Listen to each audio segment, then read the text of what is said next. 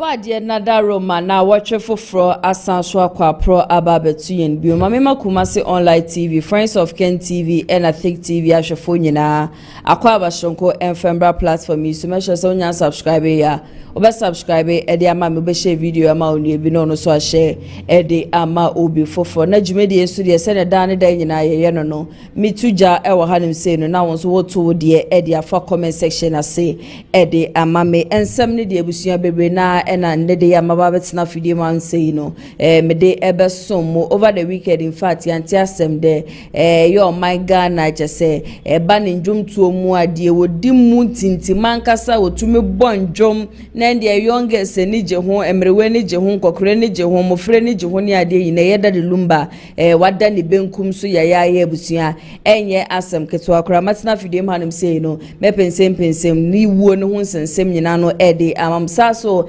ena MPP amanyokuo ne nso kwabena Japan sabre ya menemo kase according to Honorable Kennedy Ohene Japan no se kwabena Japan young grateful papa ye bewewura honom nso ne atwetwe nkomo ede afa honom saso ena sabre ya menemo kase de okopie mu oboku a chese kuro no adane ebutu abusua enya asem keto suku sa wo honom ne ade nyina no interior minister kra no ababe kasa sa senior high school sa wo honom nyina no yen shut ne down enam chese ntoko bi epeje ni musu na ebusua tututuo ne ade chese ekoso honom no ensem de ebusua ende boko hono ye be discuss ya ne saso ena nkrofo mu wo honom anesefo ne ade a wo mde nsem atodwade afa honom nyina no ye beka ho asem hana ATP so the newspaper review no ebeba besom saso na mre ekonenim no eyade a NPP communicators and the NDC communicators matonsa ede afre wo mu a wo nso beba beka me ho ewo fidiem hanim se na ebusua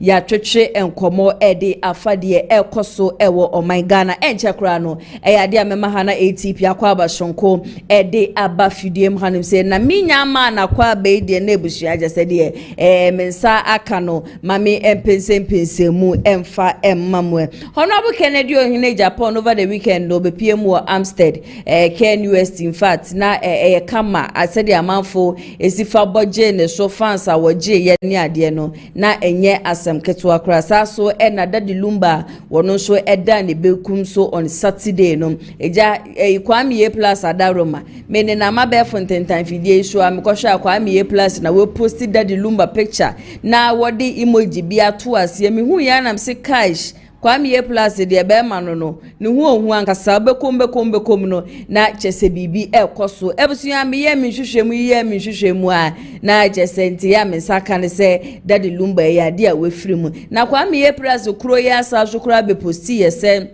ayeda de lumba ni wo no chesensem de ebigu ekira nkasa bade no mi hu a lot of videos ni ade ana e kire so debi eja eba ne de lumba mi no mienu ni di wa dance ye se papa ya bona ewuto abona nti ebia na de ye tete ni ade ka ewuto adane da nyina no wo mo bone ho nenso me ne na ma me kopie mu DL 106.3 ye ono ankasa ne FM station na me se wamye ete hono ma chese woti nisua nkasa ebusua enya asam keto saso ena nebusua ne nso wo mo lawyer nso eteblim letter tetenten na de babon tinti na ebeko a na chese pam dade lumba ada ne benkum so no am se nyame ya adoma next month ya de chese wo mo be candle night ede amano ewo independence square wa we ni je ho bia opese okohonom no ede akwanya no ewo honom a obia ebetimi akopie mu ewo honom. The date no 2nd of August 2025 enyumbre 6 p.m. ekosi 10 p.m. tunu apese okopie mu honom bia no it is allowed nyame aduma on the 2nd of August 2025 here Independence Square obetimi akopie mu honom na eja nso we pay we last respect ede amaye legend. In fact we pay eba ne njom to mu a wabo adwuma wa yade papa he has suffered said the amanfo looking up to him me hu ne interview bi ano ne Kwame Eugene yeah say Kwame Eugene ka say ohia ni nshira na said osifa bre ne ho ase ene Kwame Eugene ne nkrofo kra kasa ne hu nam say Ghana in fact ba ne ndwom tuo ne mu dia ayade a chese legend ankasa ena Ghana fo nyina no yasre busuani nyina se twedi ampo Nyankopon be hye wo mo den yenim se mrese no aya na emu oden banyame na de ma no aso ena eji Nyankopon hye busuani nyina den wono nso a wo mani gye ne ho wona wo mo don ne ade nyina no mu nyina nso monkafra sabre so amene mo kase yebusuan MPP amanyoko na de cheni ade sebia no na wo mo den nsem etudwa entokwa chese koso ewo ablekuma North rerun of election no eno ena ne MPP amanyoko ne de nsem bia ba bonti a wo mo ka kire ye mampeni na John Dramani Mahama se won hwe ye papa na sa entokwa koso ablekuma North ajes wo mo minority no wo ma pre akasa ho aso na wo mo nyan ye bibia emfamfa won so wo man hwe ye de ende na jese akwatia honom ne de Ghana nyina no eyade a ebeda ne ebutu nti se ye mampeni John Dramani Mahama empese Ghana beda ne ebutu dia ende na won tuturu mika na onkopie mu ewa ablekuma jese de ekosho nkrofo wo mo ye involve ewo beatings ni ade ekosho honom na wo mo totototo amanfo ano na enkrofo wo mo sefata se ye do wo mo begina emra nanim nyina no yemfa wo mo nyina engina emra nanim na said ye minority no esifa reacted ebusuan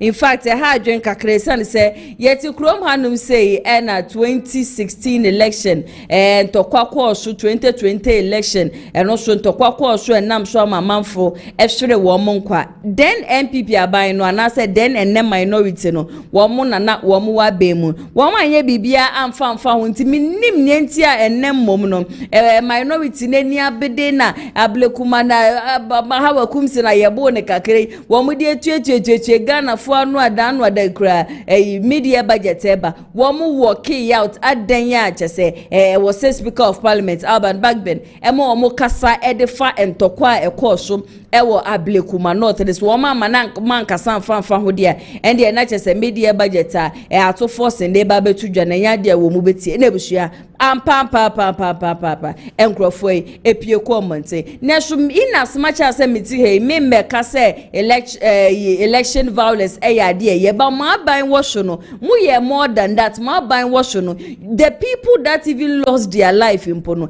MPP penny from the president to the then vice president and bawumia be kama yenti na nyame ya dom no be mampeni a enkrofo agese wo mu wo mu sibrim hawa kumsi ne enkrofo ageka hu wodo mu nyina be kwa akogina mbre ne so sata ma no ye vice president entokwa ne ade agese kosho ewo man Ghana mafo hwere wo mu nkwa wo mabusua mpono ye then vice president bawumia wontumi ama merishe ebusua no kra de condolences ne so ade ne da ne ya mo kra mo de ende yenku obi ye sibrim kakra ne ye sibrim obi no mo de amosemo ntiase agese na kopie mo parliament house ebusua se wo mu di tuetu amafo ahwo a ene se wo mu di etuetu a yes speaker of parliament na so ena me betena fidiem hanim say I think last week Thursday ekachirem say Interior Minister say enkrofo wo mo ye involved ewo basaya chese koso ewo ablekuma North no ya chi mu mienu asa enkrofo ni na no ye hwe se ye du wo mo bekwa kogina mra nanim na mra no enu wo medi chese investigations ni ade eguso a ekoso na minim de minority MPP amanyoko minim de wo mo hwehwe na minim de wo mo egide free jeze ye mampeni John Dramani Mahama ho a ina asmacha so mo ba bonti aba be kasa se investigation ni ade nyina no eguso a ekoso ne so still minority say wo monte free wo monte obi akura case jese de wo mo pe no enua ena wo mo ebe ye bi de bia me kam see sanka parliament house no se ne dan tobi wo ho no ma na gboso wo mo numbers ne enhye nkura mi nhye dan ni ma de papa bia so kura wo mo ko parliament house wo mo ko de bia ne ya work out na de bia ya work out na the press conferences akese en wo mo shole a wo mo ye yempe dan tobi ne yesesa wo mo nyina no emfa wo mo emfa nkogum because wo mo ba on parliament house or they only come there to make noise, to come and then distract and then press conference upon press conference and ye unity na yesere ye minority for ni ye papa say ye mampeni John Dramani Mahama say hyehyɛ ye gu akwam interior minister so akasa say wo mo hwa say enkrofo a wo mo ye involved e wa Blekuma North ntokwa course wo honom na say sibrim anye sibrim ketu course wo honom no ye be chi wo mo ina nti minority mesremo montami kuchu wankasa emfa mame ebusua mame mfa mo enko boko medemo ko boko a kyese boko ntokwa ebusua hyase enye nne na minim ade kropotia kyese wo mo hwehwe minim de wo mo eje kyese afibia boko ho ntokwa afibia boko ho ntokwa yeti krom ha yenke bi nhemu ene ye mampeni ye nne John Dramani Mahama den time na kyese wo opposition wo beka kire Ghana fo nyina se MPP aban no ewo power ena ya na boko ho ntokwa ho nsensem no aya na epeja ni mu na NDC fo de wo mo power aya na sa na ema ni nyina no enkoso na nso ene NDC aban no ena wo power na nso kyese okopie mu obako a enya asem ketewa ebushia okopie mu obako a enya easy kura boku senior high school ewo honom I think on Saturday any students ni bia kyese wo mo wo honom ni ade kwabrani ehuri wo mo wo no ekwachi abranti ebegina ho ehwe twedi ampo nyankopon wadi ma tametuo edi dim abranti ya kyese sabre ya menemo kase abranti no kura no ato nananom ewonsiedo the same last week nanrugu senior high school no so ho eno so emema mienu wo mo so the same thing yebo wo mo to kyese sa emema mienu nyina no ehwere wo mo nkwa enkosi da ben ena diso bokunto kwanto kwani ade nenkosi da ben ebusua santo kwa ade chi ni ade sebia ekoso ho nom no ebe stope yenim se ye nanana na otumfo ebe mu anachese wo mo hwe se yo beba ni ade but this thing I feel say politicians no wo mo politicize this whole boku entokwa no because say yen to me in one region yen to me enya wo himi mienu a why then say MPP aban ba wo beba beka different thing NDC aban so ba no wo so ba beka different thing e de a kire ye me kai that time pa ebusua ene Sam George chasa Sam George ebusua ensama chasa abrantie kan ye ena nana rodan kokufodo ene wo mo kan na bogun togwa no ekoso ni ade ene wo mo ntumi emfa security men in fe nkogu honom na chasa wo mo ntumi stop wo ene na wa ban ewo so ne Sam George me bisa say dem pa ena boko ntokwa no moye ede afa ho minority leader boko horoma na wufri mi bisa wo so se ede bem pa ena moye ede afa boko ntokwa ho ana se ye mo fesa de chi ni ade se bia ye beti se ye kunwe ye beti se ye bo wetuo ye beti se ntokwa ni ade no ekoso honom even from research and answer from information ebusia ena megada ye no ukopie mu oboko honoma Wamun sama wa mo kan se ye man penin John Dramani Mahama asojafo ni police fo odu omo akwakogu honom no wa mo pam wo mu nyina mfamfiri honom wa mo pam wo mu nyina de firi honom a chese de kusasis and the mamprusis ebusua wo mo so wo mo de ntokwa be ginemu ankasa ne wo mo de ntokwa ne ginemu adu obedi nkunim no na saa nipa ne hene mbom aba be ye man aba be ye ohene ewo boko this whole thing enya de ebeboa the number of soldiers ebusua ye de wo mo ko hono ma wo mo hwere wo mo nkwa no enya asem ketwa yenja mo pemfa ma mo na chese de bia no entokwa no enkoso sana inti sa wuti ho na wo hwepa se wunua obi atamtuo no de abo wunua na wunua ewu inti no muti ho no ma mo honam ye mo sen na chese boku de bia na ye de curfew atom so de bia na ye de curfew atom so chese weekend yi kura de busua na wo mo curfew mu obi ankwohye dem obi ankoda is that what we are looking for ye man peni John Dramani Mahama ye besere oye papa esukufo wo ho sabre ya menemo kase boku senior high ya shati school ne down nyame yadoma agest ye da yenimi ya wona omo wo form 3 no wo mo ba betro wo mo wasisisi ne ya shati school ne down a ya pam school mo frani nyina so obia embese no onko ne maamene ne papa honom no ebre be na mo frɛ ba benya ho no ma ba besua de dia ba betro wasi Education Minister edebe mpa na boko ntokwa ene ade nyina no eden ena mo ye de afa ho yentumi nya hwehan enkase yenja weja wo mo pedi ama wo mo na yenko mu chese even some of the nurses impo no bu hon mo so on office Ashanti region ebi free central region ebi free Greater Accra region na ebu so ya hwe wo mo nyina do mo kwa kogu boko so omo nkosho amanfo na ebekwa akwa chire no na ebusua ye dituo edimaya wo bia wo koye anase wo baaye ya mampeni videos ne de ebusua ewo honom coming from His Excellency John Dramani Mahama wo bie na no aka kire Ghana for say wono de wo ba be mu a aya na boko entokwa bi eni honom yenko na yenko tie John Dramani Mahama nsem no emra sesia. Anytime the peace of Ghana will be disturbed, it is the MPP government that is in power. Recently, I've been hearing some things happening in Bawku that appear to be threatening to disturb the peace there. I just appeal to the people of Bawku area and all those who are stakeholders in what is happening there to exercise patience, exercise restraint. We know that there are some sinister hands who are trying to stoke the fires of ethnic conflict. They should not allow themselves to be provoked to violence. And so please, the people of Bawku area, I'm begging you, I'm pleading with you, remain calm, be restrained, don't resort to conflict. NDC is coming. When we come, we will make sure there's peace in Bawku and surrounding areas. Yeah, Mahama, wona wa be mu.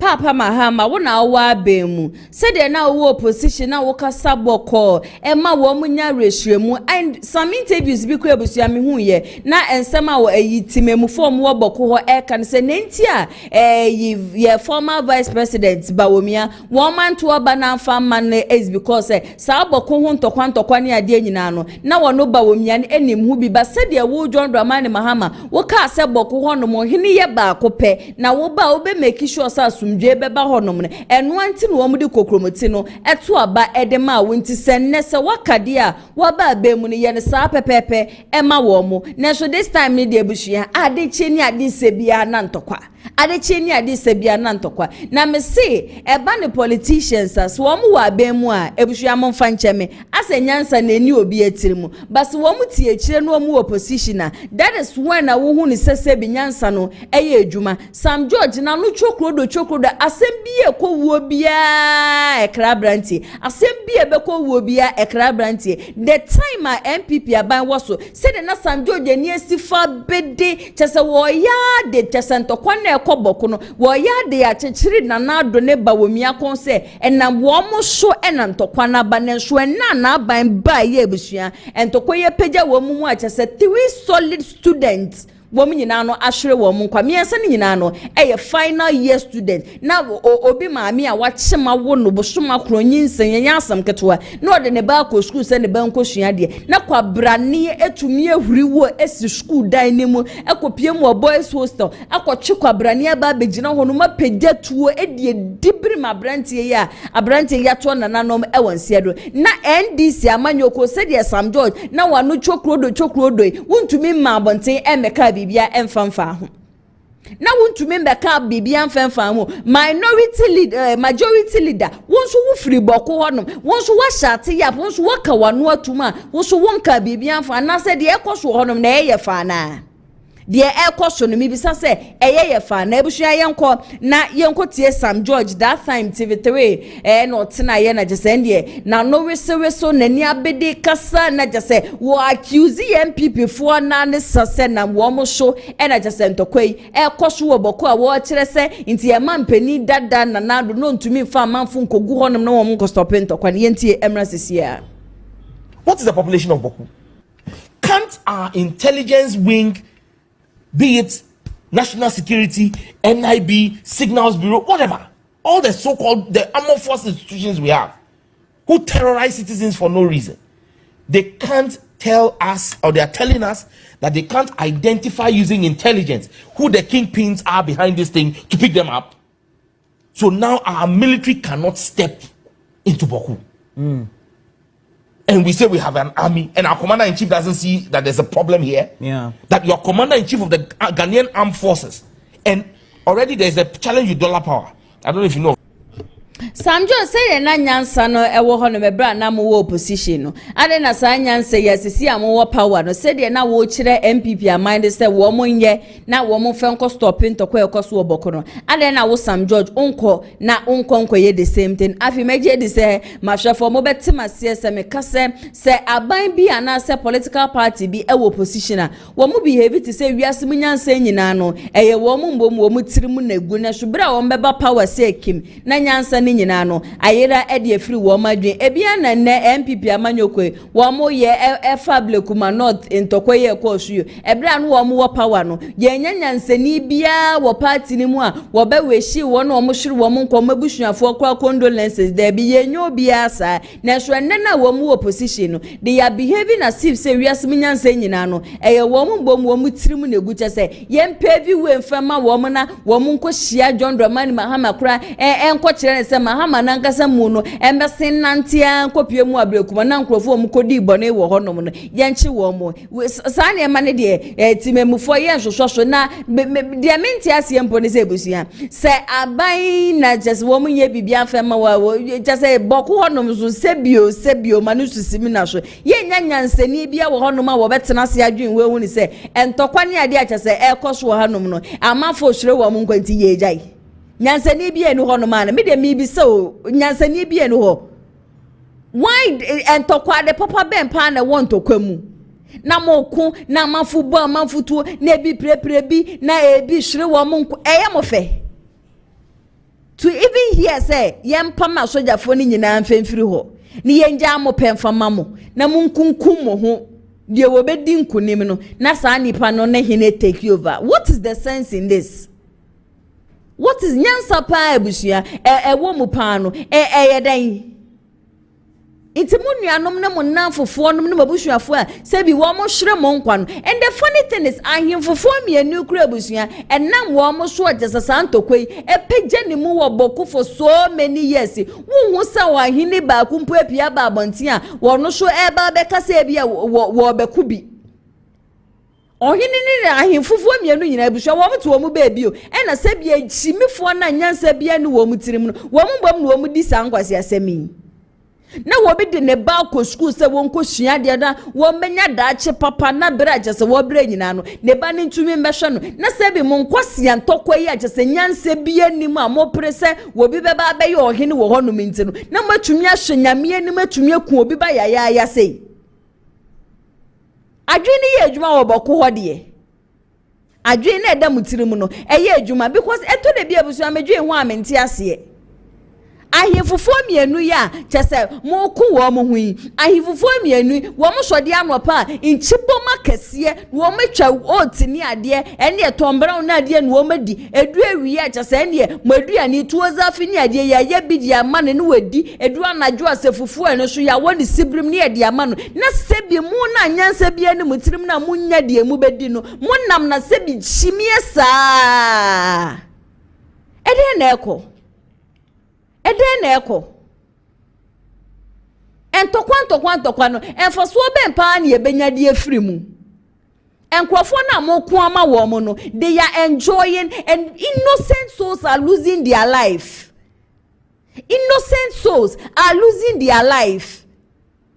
Yenya mo dan munka mo ha ona Ghana for enshoving from mamo because ebusu Bawku ntokwa enye nne na sha ase enye ne enunti na de bia meka se me hu se politician bi etiechie na se wo try to be politicizing na eye me ya no NDC aban bapa wa entokwakọ MPP bapa wa entokwakọ John Dramani Mahama beka che se sisi de Bawku bibia da phone che se obia de na kodi egu hono na afie ba ne sen nafi eba ne sen mekura meti ye yesi ye ohini ya wo muku no Ashanti region ni ena tese no so akwakọ fufa sa na ema we nyina no asan so di aba innocent people mbom no ene wo mo hwere wo mo nkwa Nesi ni bi ene Kumasi fakan etwetwe enkomo ewo Peace FM ena wo kyere kwan achese ntokwa ne hyase na owo adwuma mu na ne baketo aka ne ho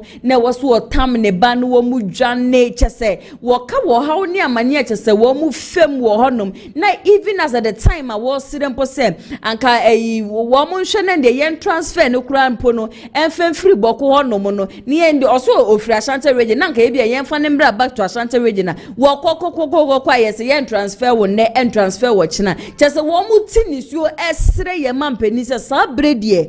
Wo mo ne wo mo ma. Wo mo nkwa dansa ye mu a chese wo mo ambeji wo mu a wo mu nim de adechi ebesi yenko na yenko tie nurse ni ne nsem emra sisia. Good morning. Minim say enye so maybe say to say. Amiadum patron say. Amiadum divine selection. Na yenya nte say moye nurses ewo Binduri Garu Pusiga ena Boko enokre. Patron. Ade na ekoso. E patron Wednesday no. E we dwumem. It's about 10 o'clock na me in charge. You can be friend. Can Kumasi. A friend say you could man do Kumasi offense. Na mogusi afana mobo kuni say I'm very retaliate. Into your friend area mama coffee. And another call so came. The one number say no matinti.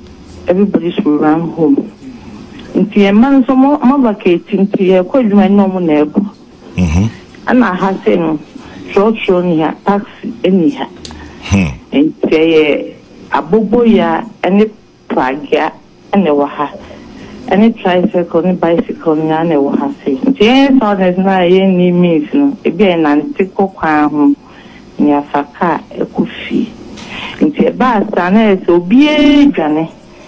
Nay, I hope on any kind of the a dimika and a cook. And do be our own a journal as a I never send me mano, but slam me made back now, or didn't see motor so. A coffee man, na me trumika at the co. Anna, be chefy. Still a true motoya for Wednesday, Thursday, and up. Anna, oh. And you so you was now, and I am a papa 7. Almost starting to be a meeting by Chief Palace. Jinga Jingandi. Your friend saying? Jingandi. Jingandi.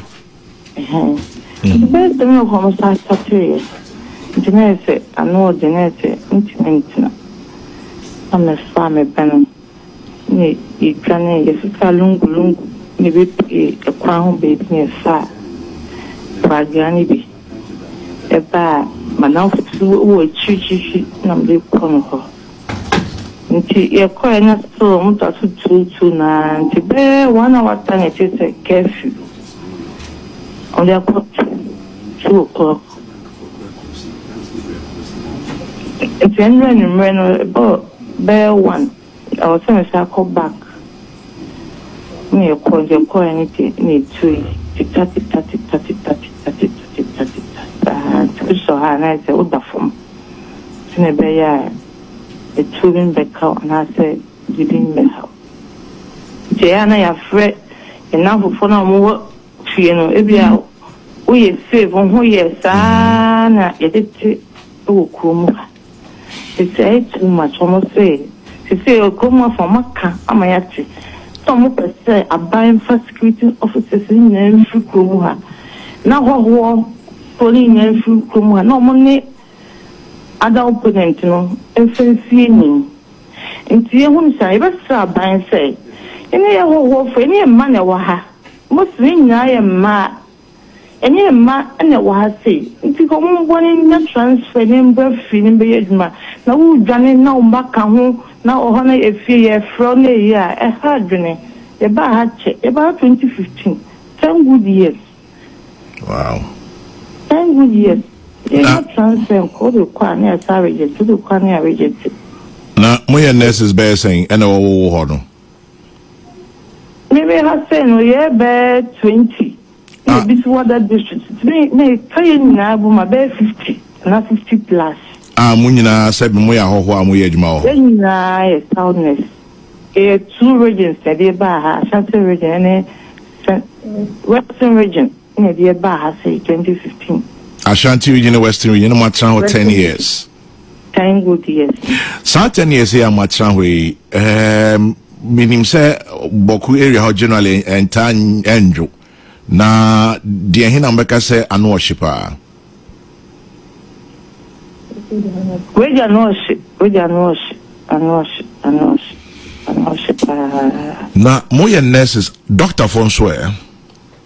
Doctors from doctors no munya or child hospital. Nursing your categories. Because no more a child and to me a praise before hospital and now omuye monty. Omuye move free had a but in a Ghana health service staff. In a Ghana health service. Ghana health service staff.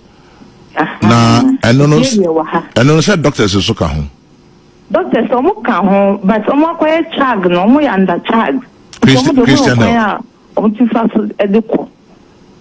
By the Ghana health service in the untimi nko to je transfer na say bibi sana ana yesi ko school ti ya kwa banti after school so 3.5 into the lecture no come so time soon.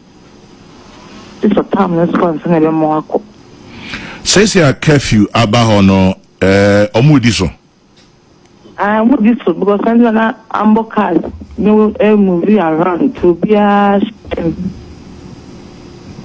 movie out. Enti and now be kwadwuma. Passion and kwadwuma. Be no kwadwuma because en kwane kaya ho ye kaya wo fedia kaya man be jom wo fine kaya ko. But they say, how I am free as in 2 car, what do buy a co? Now the new quay say, any miss. I would have called corner be a better wood Johnny do burn sausage Johnny. And then a young cock.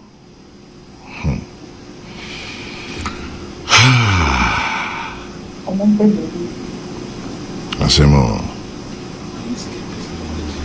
Abushia nesi ni awowo boko ena wone Kwame Sefakan etwetwe enkomo ewo Peace FM ja credit ni enkomo Peace FM mo madaroma ene yenso yetumi enya video ya yede esommo enti wo hwe sede na menua ba nesi ni wo kasa chese eho asetena de bushia enya asam ketuwa o enti sisi ana jesa nesi fo nyina no wo bia hyedemi sesebi kwabrane wo hwo aho na hefa pa na ade befa anase wo ba enya malaria anase yade bi chichire wo ba ehefa pa ena wo de ne befa eya na ha adwen eya na ha adwen asemi so kan wanka ne ya na kwabrane aba bachi no esibirimu but eto de bi nso amoma yenka no kure no nti de bia ne ya kam akwa kwhyedem ne ya ebu ho no ma ye from 2 o'clock mutumi kwhyedem from 2 kwesi the following day be 7 anase 8 o'clock nti eno na ya na ye mfa na ye nnuano ma mo wo boko yesre mo wate muma sumjembende yentu yeni enhwe kura hodo achesento kwane ade ekoso wo no wo hwe sede amafo hwere wo mo nkwa wo hwe sede chese wo mo economy ne kura no very poor na Ghana nkasa ye economy ne kura busua ye hu ne left hu ne right o Ghana economy ye hu ne left hu ne right na mo nso mo de montokwe mo nso mo de frufru mo de rewre mu ni ade chese soja fo chese busua wo ma hwere wo mo nkwa wo bokono se mekasa meka ade bechi. How much more timemufu a wo so te wono? How much more timemufu a wo te wono? And na me wan wasenti ahifufu mienu nso o misire bisa nti mu mienu no muntumi ntena se na chese Bawku nje mu na chese mu nka na asumdwe ntumi mma. Anase ne de bia na mo manfo no wo mu tututuo na wo mu ku wo mo ho na eya na ye mo fa na ahifufu eya mo fe. Kuzaze ne mampruzi hene me pa cho misire bisa wo ya na eya mo fa na. Oh, mama nyasa o. Na Ghana ne no anie. Ye ni Ghana wo bebia biom. Ye ni Ghana wo bebia biom. Na meaning so na to le bia na me ya because I say this Bawku ntokwa na say ya soso wo mo so ama sebi bio pelifo fancha me manu ntumi nda. Ase jimie ne ya adoso wo ho. Ya soso wo mo so a ne ye krokro wo mo na ye ka wo mo kogudem. Eye wo mo de. Sometimes I feel say go be back of yenja wom kunkum wom ho se ka nipa miensa ntena wo bi ewu akro no ye de beba bedu eburo wom kunkum wom ho nya de wom pe obi ahwere ne nkwa ye beba ho no me ye de ho no ma ba be ye efu because you people do not want to enjoy life say de wi ase e de pa no munim wo ho say de wi ase e de no munim na utumi hwe nuanim wo hwe wonyonko anim chese entoko ekoso nti no atametuo na wodi edibirim obi uku obi a wunsuro uku obi anya bia munsuro ana nti enkosi da ben ena sa Bawku ntokwe nti ebeba na wieye yenko twetwedi aponyankopon firi sura himem ni yenfo ni mbesi boko honom anasa yenko pegyantoa enfo ni mbesi boko honom ni yensira mo se yepamotwo mo masumdwe mra mo share different countries o mo fa mani and share different countries de ekoso wo honom mo fa mani share de ekoso wo honom politicians and so boko ntokwa no munja se mo politicize na mo asho mo ka ho bi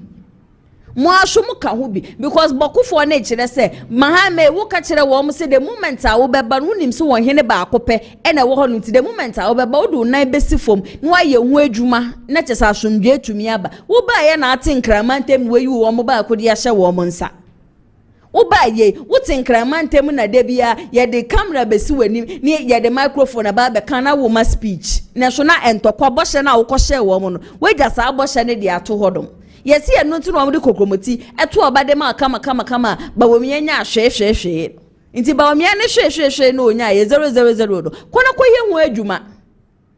koye hu adwuma sanka politicians munnua bia na mobuhyiani bi eka ho bi de ye boni tueku na anka mo be put stop to it kamo de mo nan besi fom se de na MPP time na mo ma wo mo de wo mo nye no se de na nyansa no wo mutiri mo fa sa nyansa na enfe nkoboko hodom na mo nko stop ntokwa no na ya adoso dodo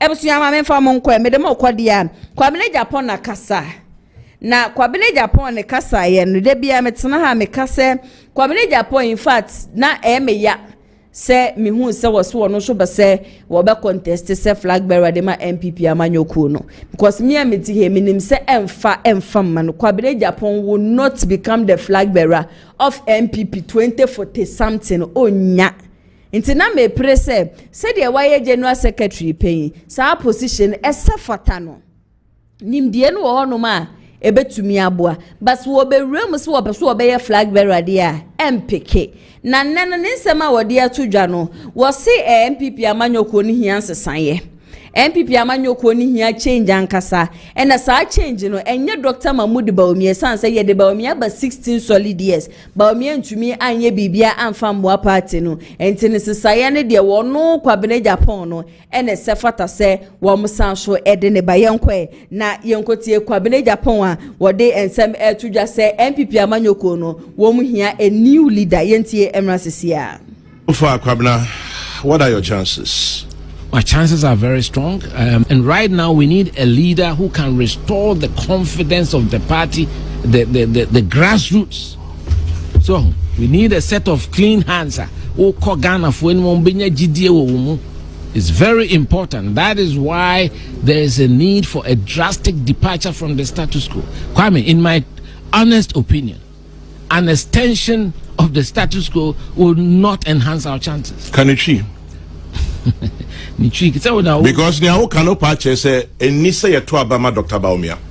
That's what you mean. The American say party he answers after 16 solid years of that leadership. So Bawumia out.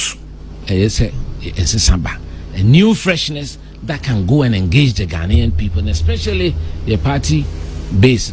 Come on, say Bawumia out. According to Kwabena JJ Paul, GD said party here freshness. News. What I'm saying is that we need a change in the status quo. That's right. We need fresh leadership after 16 years. That is my view. Kwabena, what does it mean? It simply means that the leadership of MPP is a free ho. Na for froba. Na leadership say nipa ba akope ofri mu. A minima ujina. Dr. Bawumia. That's what you mean. So I'm not denying what I'm saying. I'm just telling you as it is. If you want to capture it, so let's move forward. That's what I'm saying. I think it will enhance our chances of winning.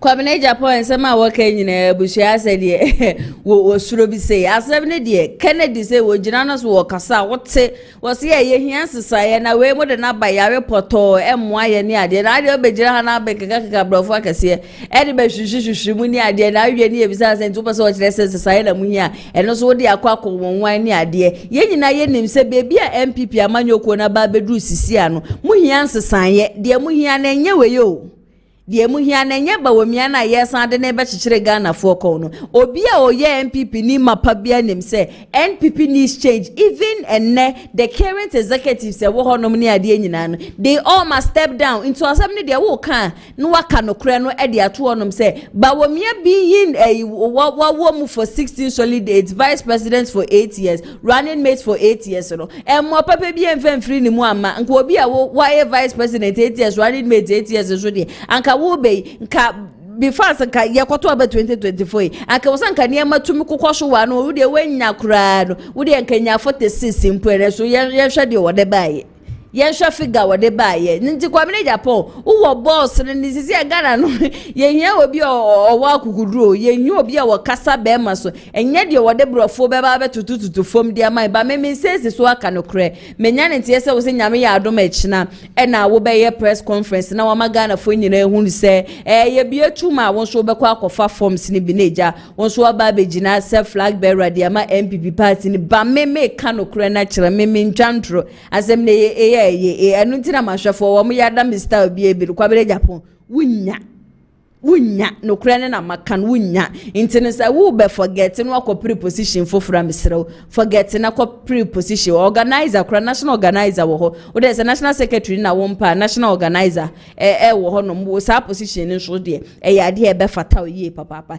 na ne kasa ye mu kuro ya ene buhwa kwabere Japan kuro ya Kennedy ohene Japan e be kan sembi se from 1992 sacrifices ne just mo a waboa eye MPP party no sika 3 million bi kura na wode support party no koji loan ni ade ya fide ye da sori ya kwabile Japan na babonti be ye interview so Kennedy chantro na Kennedy asema okanu no kura bia re ni mo no sa time no wo ho num bi ebuzi MPP se bo bejo enya easy yenkwe na yenzanso ngotie kwabile Japan na emrasisi why you say finally say ye leadership of 16 years now side there are fresh faces there Boache Jakon Adaini Mojo Gate Kennedy Japan why you anyway only Kennedy Japan answer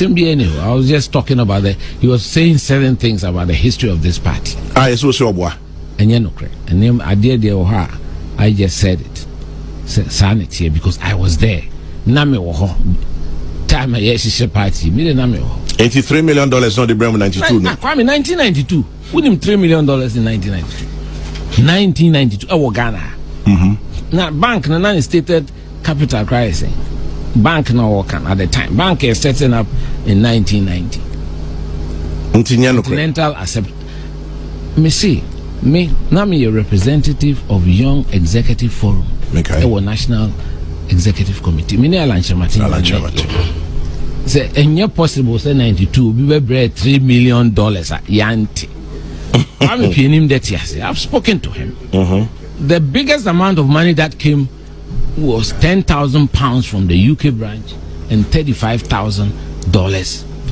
from USA so of them shown and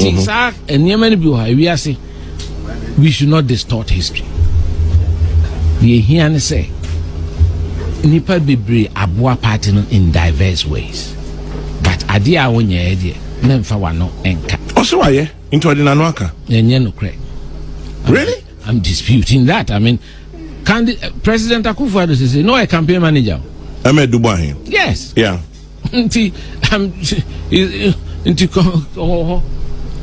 right now onhuye Hackman Uswajima no a treasurer of the NPP at the time nti enokre Kwame monfa enokre entra omayemo ni enokre nti kene metra ha emeka candidate be asem yeah you understand when obusa me asem me na maybe because it's in the news it's all over the place yeah when obusa me asem because me I just responded to it because as a former general secretary too I want to always guard the history of this party. Nothing like that happened. Make Professor Dubois London for this Gabriel Okaso Mofan Koma Kwame Pieni. Who this guy on Hokra now? Prof teacher ni Skasemunyadi Yano. I'm telling you, Kwame. Who this guy come on because Fako na papa bi we film na say friend ya Onyame Jo Nyame. Na one of ni pillars pa. So until me, I was quite close to the household or after so many years, no be because na man sorry na man challenges some of the claims that were being made. About being a founding member in USA. I produced the list. Into your founding member. KWABENA Japan no was Kennedy or Hine Japan.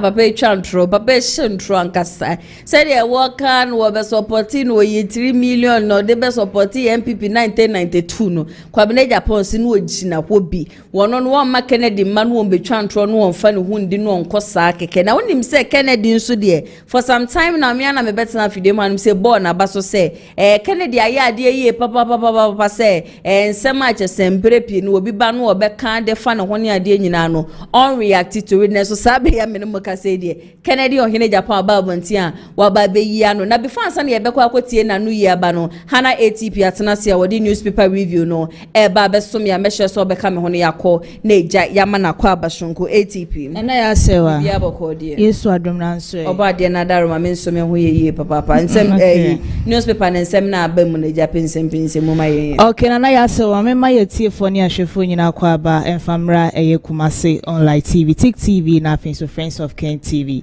Mamemfa delegate fama ya TFU nyina kwaba enfamna ne day showdown jumedie so. Na be piemo delegate da na se eda de LUMBA ni phone eda hase kama na na no memne da yanti asem de manga na mu ase ya nya ne tie se wada ne bonkum so ne delegate bon ho ama ne boss wonya 60 years na wode afim ya yam tunya delegate da obetima kom na ja wakenkan bibi ebre na enso edi amaye ewo delegate na emu na Speaker of Parliament Babin na kase KGL for isi anom wa endorse wo mo akasa koso ne ma pa mo de ba na yesi ma mpani JDM etimi esan wo mo papa koso ne ma mo ye no ese ebetima boa mo man Ghana etimi afane ntoma pa efra sa so na National Youth for so nyenche bia yakopon boy next month ye ba besim agesi so mo festival no ba be koso a ene delegate bo hwama ne bo enso ewase na ukopie mo bokwa ntokwa ekoso honom nom abrante Bawku wonya 19 years a enam etututu ekoso hono de ahwere ne kwa kayaya no omodi ne mfoni ababa beto ase ya wonya delegate da no akomusu ko no akenkan ne nyina bi kama so ede amaye mame fa nkwa de Ghanaian publisher na be pie the Ghanaian publisher minority leader ya Afenoma Kings ne phone eda hase kama na ekrata insema woka nyina ne se ne third deputy speaker ukopie mo ye kuwasa na anu ada na nkan dis amanu ko person komo na se na nka ofiri honom no krata yi bo amane bo se hem woda so te wonom pampen na de wotu ne tunne no watu ne tutina etu ko krata fa tosom yensam the Ghanaian publisher no akenkan ni big so kama so ede amaye na wo ba ase nso na ese boko de ekoso wo hono ne mampani JDM ede na no aba betumi so obesra de se schools wo hono nyina no omon shut ne down na emne pemo no yakopon bo next week na next 2 weeks a SHS no eba betro omo wase no obehu kwan obefa so a enkwa ne betimi atro omo wase no na omo so atimi apase a ene the Ghanaian publisher enso ebo ho amane bo enso ewo hase na wo ba ase ne sanodon pre waye adwuma pan kasa ye mo na baso na ukopie mu ye nsawem a wa manipa mako 500 amo nsawem driving license wo show mo boso nyakopon bo na so sanso ba mu bie ma na so be ye ma MP wo hono ma obe make sure so be ma address for lances a wedding ni boshe so a over the weekends here say what the lances na kwakomo me so mo so ani age papa and the Ghanaian publisher so ebo ho ma ne bo enso e wa hase sanso na wo be pie mu say NLA boss nso so ne abo na boss say a wo bo adwuma nkasa e wo my Ghana mu ase ne the Ghanaian publisher ebo ho ma ne ba wonya bia no akomu suko no akenkan ni nyina bi kama so e de amaye medo kwa the Ghanaian Times na we pie mo the Ghanaian Times akrata fe tosom yensa ye mampani JDM ni foni eda hase ya ye bokon sensema na sento kwa akoda ne kotwa bi ade bi ada no na emu ebri ewo man Ghana mu ase no na ye mampani de na no ababa betum se obesra da sisi ano obon shati bibia dan owo honom de ekoso wo honom ma mente me ho ase bebre na ekoso wo honom no so mutimi ehwe na bibia tu etumi etwa ene da Ghanaian Times so ebo ho amanebo enso ewo hase na wo ba ase so a na se land minister ni foni eda hase no se galamse a ate se wo man Ghana mu ase ya se ye ho a enje wo man Ghana mu ase no na se excavators no yetima chimu ye 1200 se bebi omukwache no na se red zone papa na enu kwan sanke ekọ hokran so omatima bomodian sa akwakochi se excavators nyina ene the Ghanaian Times so ebo ho amanebo enso ewo hase na ye platform etoso du ennan so na se NLA boss se ani abo na boso so no krata the Ghanaian Times so ebo ho amanebo enso ewo hase ba me fa nko the Chronicle na be piem the Chronicle so a Nese minority leader ayafe normal kings ni foni eda hase kama ese echemu ese na secretary bo ho amane bo se na amanfo susu na nko mususu ni senka eja anka yenyi ni mfiri ye ECOWAS wonom no esi an entima anye ye esi e wasan so akwakwodi ni dibre back bie ma wo se dem penfo na sa amanfo bi pro no proti ye de fan hu ni nyina ayekwa ene the Chronicle bo ho amane bo enso e wa hase na oba kratafe to sumienu enemy ensanso so a na se yehonu ni foni eda hase ye IGP and also the 132 days eba be crusade e wo my Ghana mo ase e fa ye nhie wo o my Ghana mo se de be ya ni paboneyefo bia ntimi ma e mebu nkanfa ye so a ene krata yi enso ebo ho amane bo enso hase na e wo krata na emu e na ebo ho amane bo se nyankopon bo a September ena ye akotia eye abai election no eba be koso no mode eniema egu akwema eba beboa amma bibia ensoso etimato din kama ensoso ede ama ye ne the Chronicle ebo ho amanebo enso ewa hase mede uko delegates na be pie mo delegates ensoso a na se emo amayi o manim se Yakopon boa 2026 eye 31 January no omokwa omoyi o manim so person mutu franka de ma eye MPP amanuko no ye hu Dr. Bawumia wa Brian Champon Kennedy wa hine Japan nyina emfoni ewa hasia klata yi ebo ho amanebo se Yakopon boy next month eno mo bie edetum so bibia opese wo 2 franka de ma MPP amanuko ne bre na dru obetimi no akwa aye form so a ene delegates ebo ho amanebo enso ewa hase na oba asiase ne sema mpani JDM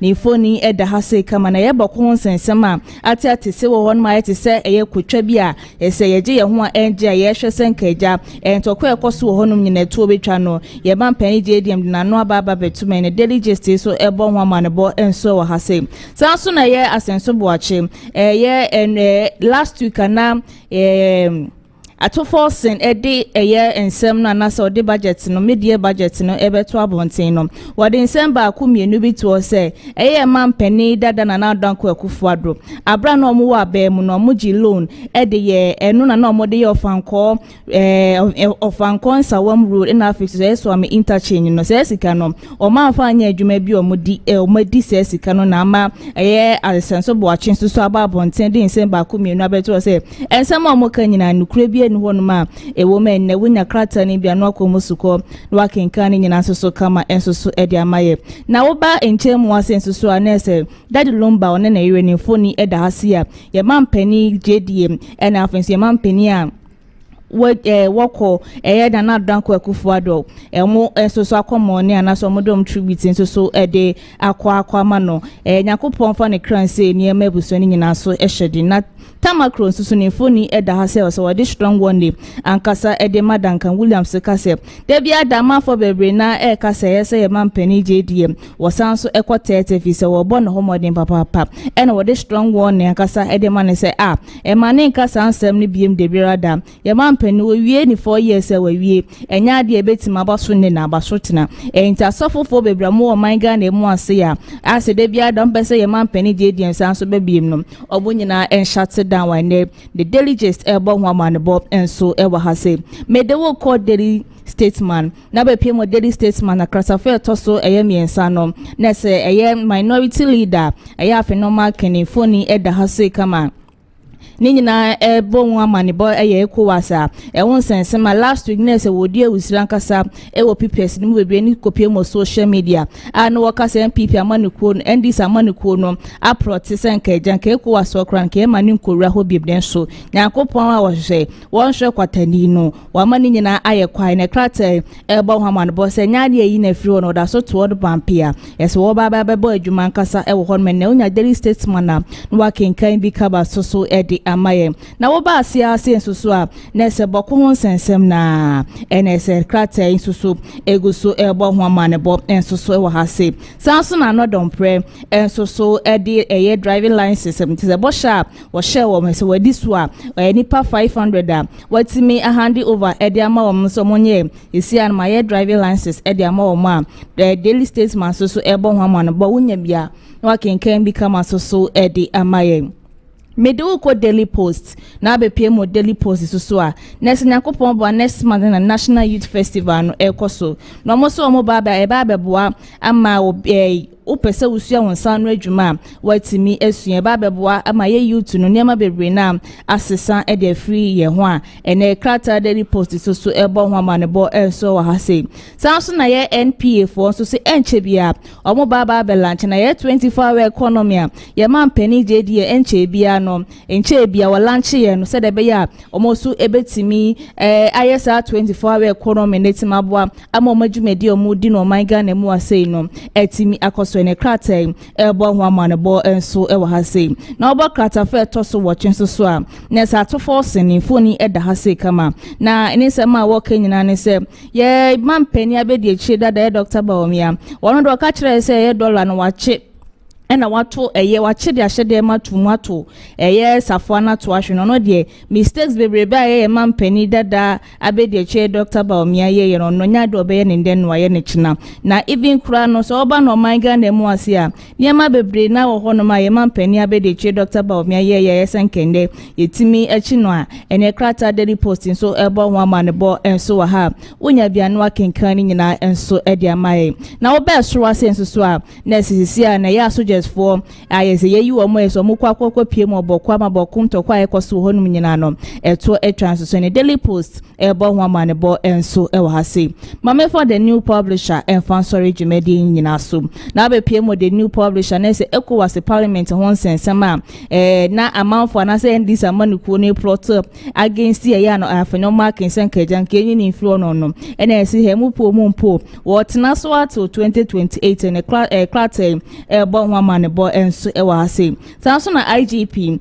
enso suditu nemam nika be pie mo ya asante mante mo hase ni nyina ye na anu adaye tu a etu otutu ekoso ewa santimante mo se yasoma sabranti a esenkrofo bi ebedi new ewu a so mututu ebo ne mani free mu yaya no ene ukopie mu asonwa se ekoye airport na bauta ese a police fo ese age ho no mafa no enye fedia grace ani aba ne se ni kwan se ebo 7 okroga okada anase moto bia eye adwuma ewo kromu ase ne krata the new publisher so ebo ho amane bo enso ase na nkrofo miensa na student miensa ese omawu ewo tututu ekoso oboko no so no ene krata ebo ho amane bo enso ase na ya sewa mame fan krata ne nyina nsia ne fa de aka nyina fa to so ma yetifo ene ahwefo adane de nyina mojebre eti Kumasi online TV Tik TV na sin Friends of Ken TV. Okay, Hana ATP medawasi papa. Okay. Ebusia ye to aso na chese enche kwa me communicators ebe ba betena se before sa Hana ATP the newspaper review no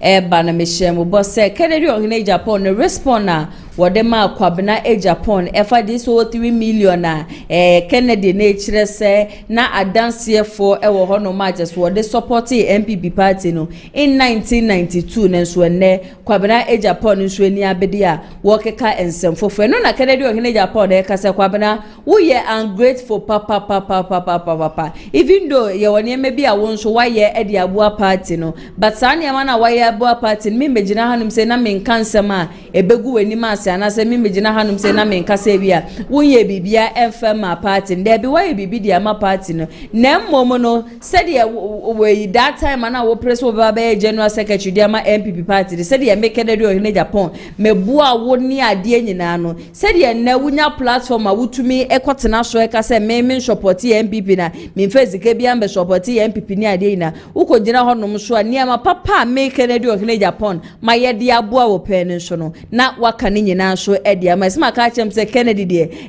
sisi an courtesy for boys and girls na ya de wafa ne serious so ready mu ankasa we are very careful e woni nsem bia wo ka wo se MPP party no politics na mo ye no nyina no munhwe ne ye papa isan se de wo keka wonsem ne ade obi hwanu etia wo nyonko na so na cha se ya ode akwa akosho obi mu ebe kwa kwa wie chi ana nkeja wu bedi nkunima a obe expect so obi an beta we chi na nkeja onye campaign mfama na ehu ya ode ni ade no na nipa no atena bebi osesa ne ma we nyina no eka ho bi ene ma MPP amanyoko no wo mu lose 2024 election yentie Kennedy okine Japan emrasisia. Take this opportunity to clear Asampa Kopa and then Manchester Japan enter. Japan said he wants to set the record straight. And I'm also going to set the record straight. First of all, saying I can money the world in one and a OTMia and the Almighty said the same 1992 and Mara Yegi and Luwan. Many of the party of Mr. Bobby, a couple of this SDM and a Kama $3 million.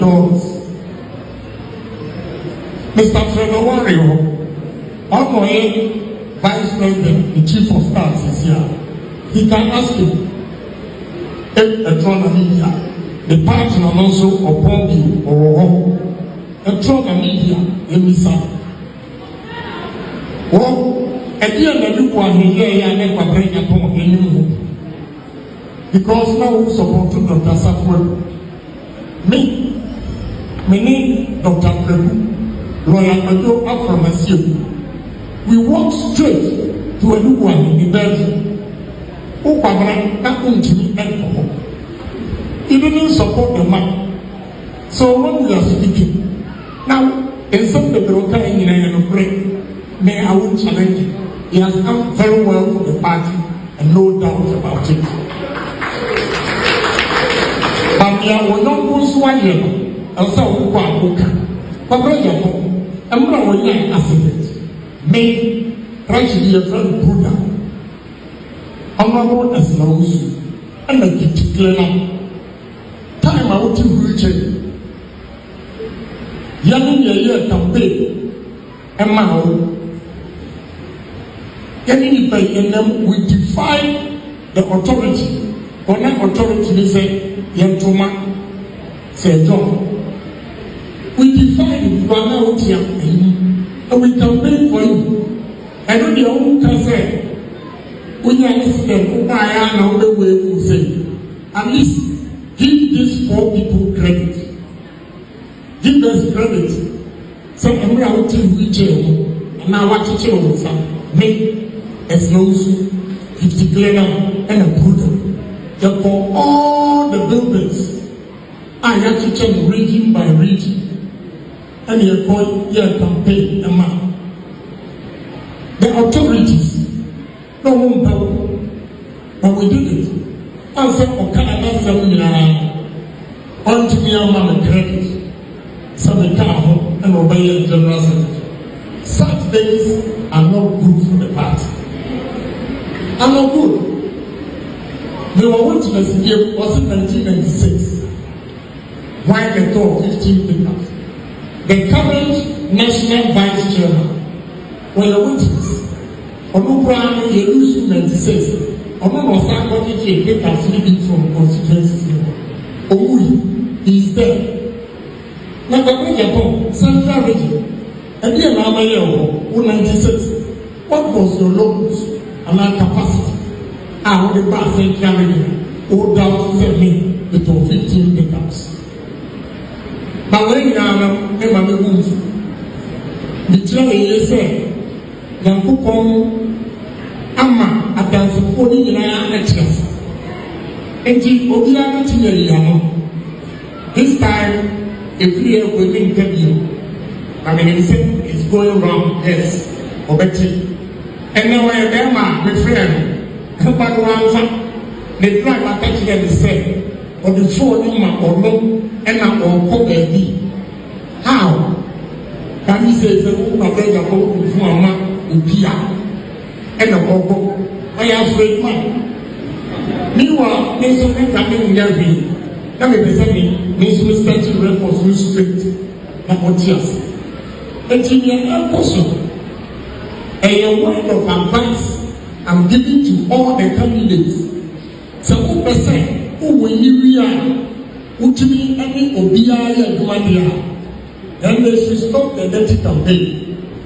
And yes, sir, let's all we need to send a deputy minister because I saw that is a board your boat will get here. And then you better say, and now boat will we are sure that is a bomb that and bring one a baby or so if we are near Comancho. You see, some things are not good. You will need the whole paper say, and you follow eventually at the home.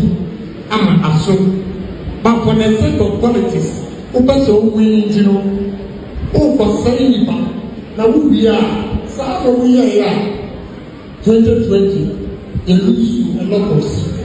I went around begging people to unite. Baby, the next one, I have a more problem. Kennedy Ohini e Japan ene yakwa kotie nsɛm abanu wutie sɛde ɛwɔ Canada was kwabene Japan niema washa se awuye hwɛ ye papa nyesa ɛyade ebetimi affect party no ɛyɛ 2028 ɛna asɛm no ho no onye adoye na wo ma bonten embeka ebia na wuni ho ba memma na emfa unsan bebo wo bo number yɛ sɛde Kennedy twantwa de na akɔtena honom so no ɛniema papa wo no Kennedy Ohini Japan ɛyɛ de ma wa bu ayɛ ma otumi bɛyɛ general secretary ma MPP amanyoko no eno de wentumi anka na wentumi mpo anda na se appreciate ono anase oslo na mmom no de wo pese wo yese o se adwumbone na aba atirim se nya adwumbone pa na aba atirim asa ne ma wenyina no enya de ubetimi aye de etiati. Listen to Kennedy Ohini Japan pa ebusia wo hwe ne kasa ye mo so no kron kasa biom ne kasa ye na nse nyina no akwa ye peace sense ohunu says wo nyina ka wo ho bom na wo mkokuden 2028 wo mo betumi asanso aba power na so nkrofo bi a wo mo de ade papa bafia wo mo mpɛ no wo mo nya ready say wo mbesa age atum say MPP amanyoko no ensanso emra power ya de amabedwafo wo menya atenase and Saidu Hasanisa NPP communication team member saso and wo ye deputy head of security Edma Ayeduase South constituency saso and Kelvin Dogbe wono so ye NDC communication team member wo nyina no atenase memo mo akwa bashonko de aba showdown jumedi so mpacho memo akwa aba bibia boko de ye de trade ampo nyankopon asese idu mama sha ase mfemfo eja how far eja opposition to sing we are do position but emuna again there more than I strongly believe say we are going to bounce back stronger than ever until ebefa okay yako position because here Juma as I mean the biggest opposition party in Ghana. Tell see Juma send you be put to government on his toes. Amana ye Juma send ye or so ye no pepe. It's no opposition here. A more than but you be there you be fanasa. So but what she said ye at the chain at this be na party into kwan with Timino a coming na original chairman to a young piano idea. What she the kwani idea in a idea just say my focus 2028 mo beba. One thing is you be simple for a party painful. Never trouble when him na kasa go mic in mama microphone in mama. You best say a party painful, or a MPP party painful, a JFK and then call for general secretary. JFK and then call for yes, we all know say the strength of a bloom depends on what its numbers is strong near unity because they be where can we from Kennedy's camp from Bawumia's camp yes we know say and what's in this share no mundi so mu feel and they are feeling the good people of this country yes we be united and yabeji I mean taking on say baton on yabe adwuma e dey ye yes mo for an infantry and we come Kennedy communicators and Bawumia communicators all the presidential aspirants communicators yes strong say oh yeah campaign ma I mean, member and I say aspirant, the obey say. I will see a useful words. I mean, polite words. Yeah. At the end, and we internal election. Why are you creating internal conflict within ourselves? Yes, yes, Mommy and Shena, a young piano who no money to any money and go for the entities we enjoy. So, when you say, Bugabuga no kosu na mo select obi wia anya hwe be kase party ni unite na we ya sheda so ne be ba be patch on ade na yaka ye ho abom na inde yakov because I think it's 2020 the same thing na 2024 sorry the same thing is here ema MPP amanyoko mo wie nim guase area and saying it's so heartbreaking to see say those mistakes are more repeat year 2024 no you guys are repeating that same mistake. One thing is send you kind of people your mistakes. It's like we are not ready to learn from our mistakes. I didn't know to be banasa. But I made the decade. Elections almost start if we top about down. Okay. Because they say constituency there are 76 constituencies now Ghana. Kennedy was aspirant to her. A member of parliament aspirant. Dr. Mahmoud Bawumia also I didn't hear. Need to be banasa. Yes, enye bone say obia benyane de but yes, you say internal election here. Because ye be pay obia obedi anim akwaji to me amai. We all know say in political party our main motive and as our primary objective and say ye be capture political power. Ye anti ku ni say ye de be ye hu ye and say the ye ho atem ye ti ku ni say ye srem ye de be capture political power. Okay. Painful. Power. Okay, say to our husband, Medawa, say, Kelvin Dugbe, also me more Kwaba Shonkoy. Major so, Madame, so say what my queen. Okay. So, man, Cassibi.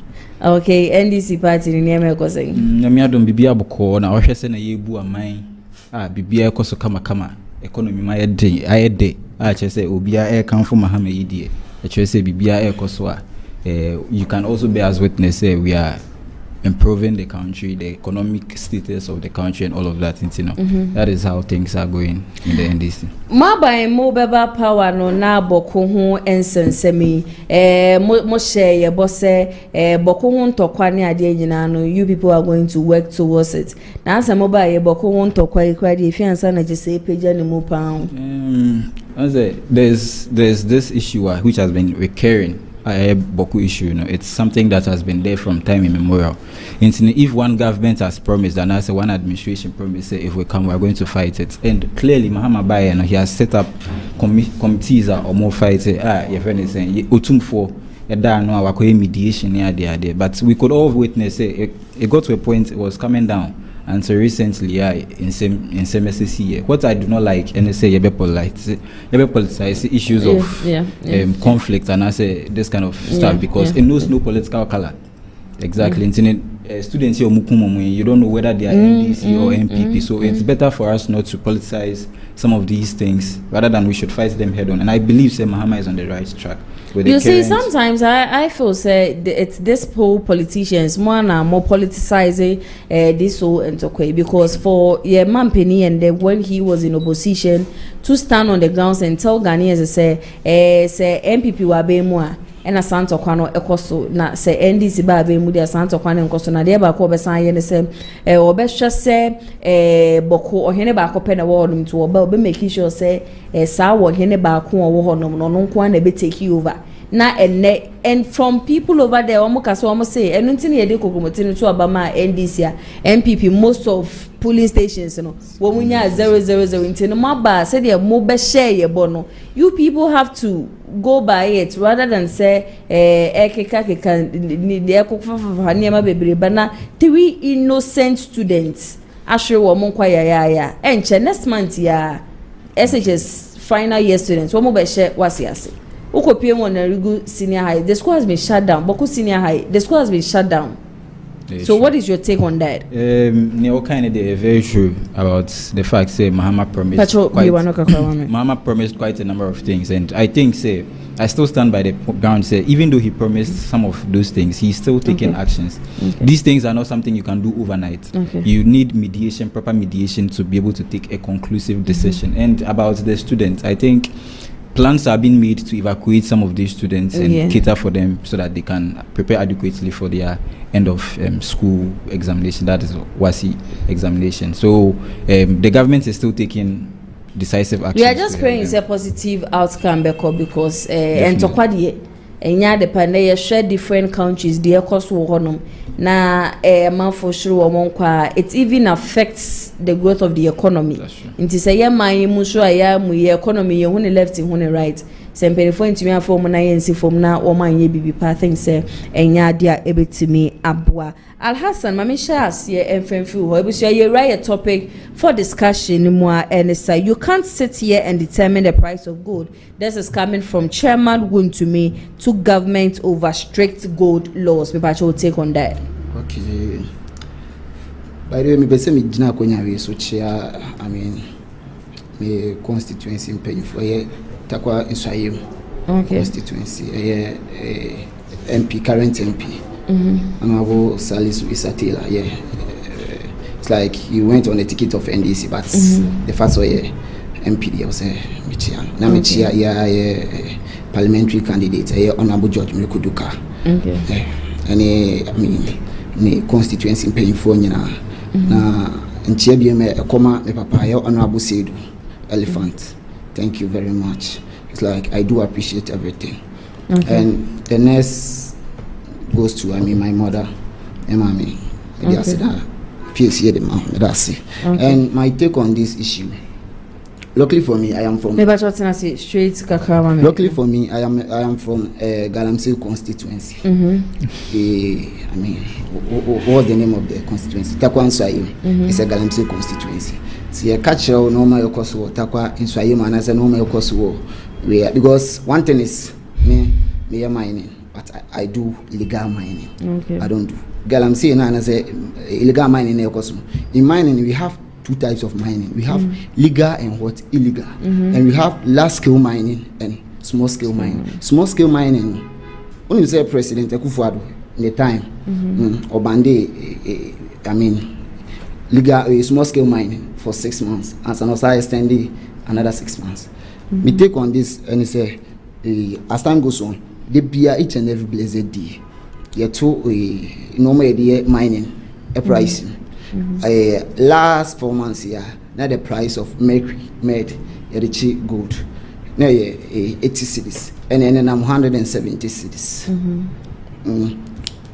I did gold be so a cost. Last 4 months now you told I mean mercury 80 cedis. Now gold at that. It was the pound gold my blade is small one blade near ton of 1,400. Then a blade of gold was 1,400. Now pound because a gold pound your research will be gold pound near ton 14,000 13,000 to 14,000. And then Abayaba, honorable lawyer Sami Jemfi Etiho, and it's like all determine the price of gold. Meanwhile, the price of things a dear Galam saying, cost so each and every blessed the multimenti so, but mutu na multi gold so. And Galam say no, and I say mining, and you fit here na gold in a babao, or be cut down, which is obi raminem. Akofari na ba obi a odi akọ machine akọ smooth load no ye the machine ebefa machines me nu ansa aye powder ma wash e the mercury aye 100 and say 170 cedis e the achi gold no we akoto gold no and then see mama fro bi abisa no blade of gold uton blade and as uton boxer you to gold you turn 2 ways box and refinery. Bisa obi on him bia gold who turn boxer say 800 who turn refinery 830 adentia what gold price we free 100 and 1,000 13,000 it was during pound. NPP time 13,000 to 400 now 14,000 it was more than 13,000 it wasn't 13,000 more than 13,000 okay this is from wound to me on one in 17 getting to 14,000 me delaying gold no problem. Now see I want to so about 800 but price no me dey good no eye mercury ni honoma otu ana otu ho say wonboa temamifo and according to Plato, the biggest and the greatest reward a state can give to its citizens are what? Survivor. Please, yes, omumwa mining communities, because omo brepa we soon musun de bia enye boy now NDC abang the share mining communities, yes, omo hwe no mombo mo menye bibi mfa yes. Okay, Kelvin, Maminti wants to take on that. Okay, that's so. As a madam for wakasa can be brave. I want to still say I'm very glad say Chema went to me and say gaining a voice actually so to me me gaining a voice or to me kasabi. And I want to say price regulation in every economy that is in distress is very important. Internet say Obana say you realize the prices of certain commodities are over threshold. As a government who is responsible, who would want to make sure that our economy is back on its track, you'd have to do something called price regulation. Internet, if the government with the venerable Kiselato Forsen and Honorable Sami Jemfi lawyer almost say the best thing for us to do is to regulate the prices of good.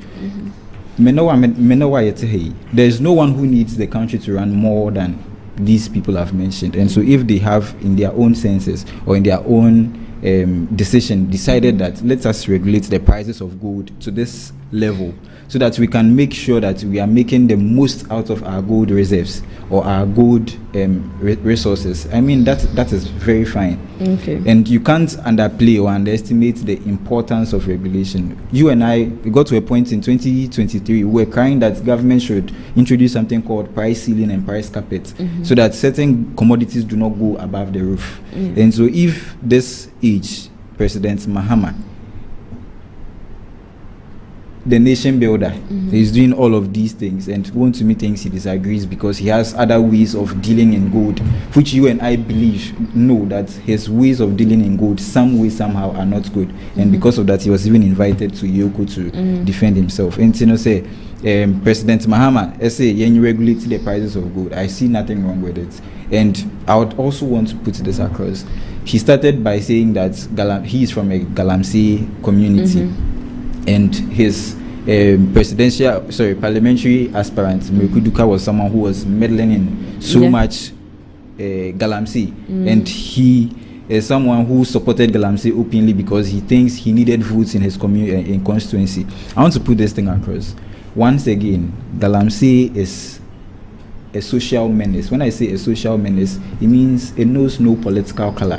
So they can't sit in their communities and in their various homes and think they would contaminate water and infect all of us. Because when I go to drink water, the water doesn't know whether I'm NDC or I'm MPP. It affects me. The mercury they are using to mine in the water bodies are affecting all of us. Recently, sometimes the child didn't develop some limbs, and it was as a result of some of these water they consume. And you know, I would want to condemn that, and I do not see anything wrong with price regulation of gold. Okay, yeah, but I'm more sure Munzume to me the major chair. Afa comment section na say Eddie Amayen Al Hassan Meba Hobium. Second topic for discussion: government last legal capacity. Okay, if you want to say something. He said something. He says, Honorable Judge Mekuduka, you do involve in Galamsey. Please voice out for me. You do involve in Galamsey. It's a mischief. It's a lie. You could be any. I say, there were two types of Galamsey. There were large scale, there was small scale. Small scale, under small scale, you were legal and you were illegal. And your mining behind you illegal. With the help of Honorable Judge Mekuduka, no, the ADFN committee mining scheme, a buy. Ubata Kwansa Yuma, your baby or a mining concession, you are, and the NDC for take over. Mining concession, you can research about the video, they will give you. Would you call YouTube? Now, Boshim say NDC, or more, MP and the MC, they are involved in this kind of mining, and yet illegal. I'm not saying some more illegal mining. But he didn't. Did you say illegal mining? You said he said he's involved in Galamsey. He didn't specify whether the word Galamsey is illegal. Let me Okay. correct this. Yeah. Okay. The word galamsey is illegal. So he should have said he's involved in legal mining. No, small scale mining. Okay.